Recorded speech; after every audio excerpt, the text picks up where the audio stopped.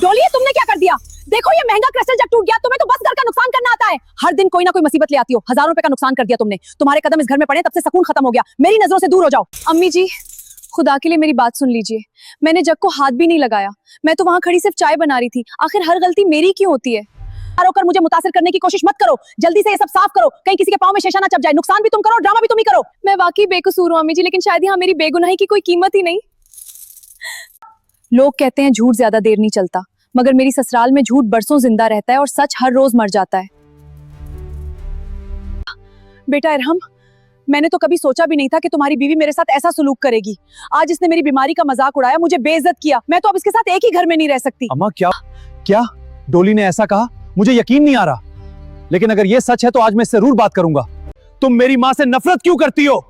Arham please मेरी बात सुन लो। डोली, आखिर मसला क्या है तुम्हारा? मेरी माँ हर रोज तुम्हारी वजह से रोती है। तुम इनकी इज्जत क्यों नहीं कर सकती? क्या तुम इस घर में सुकून से रहना नहीं चाहती? अरहम प्लीज सिर्फ 2 मिनट मेरी बात सुन लो। मैंने अम्मी जी से ऐसा कुछ नहीं कहा। वो जो भी आपको बता रही हैं वो सच नहीं है। बस, मुझे मजीद कोई सफाई नहीं सुननी।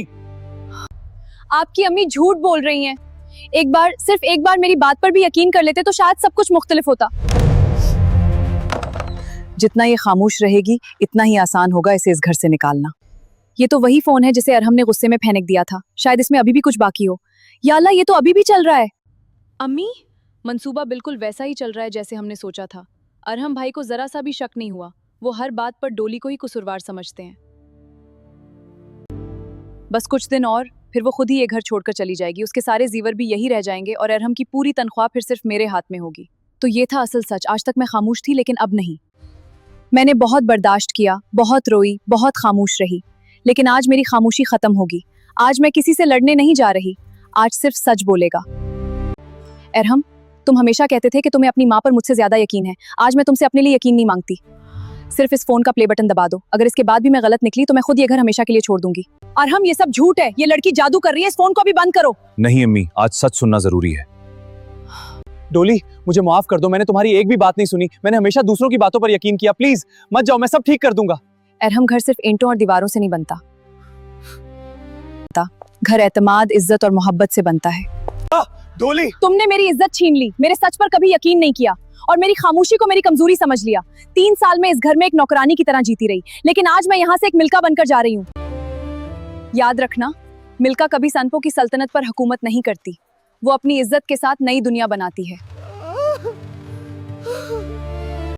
कभी कभी घर छोड़ना रिश्ता तोड़ना नहीं होता, खुद को दोबारा ढूंढना होता है। इम्मी, अब सारा काम कौन करेगा? पहले घर में सुकून था, अब हर तरफ लड़ाइयां ही लड़ाइयां हैं। जिस इंसान को हमने सबसे कम समझा वही इस घर की असल बरकत थी। माशाल्लाह, आपके डिजाइन तो पूरे शहर में मशहूर हो गए हैं। जब औरत अपने आंसुओं को हिम्मत में बदल दे तो किस्मत भी उसके लिए नए रास्ते बना देती है। ये एजाज इस खातून को दिया जा रहा है जिसने मुश्किल हालात के बावजूद अपनी इज्जत, हिम्मत और ख्वाबों को जिंदा रखा।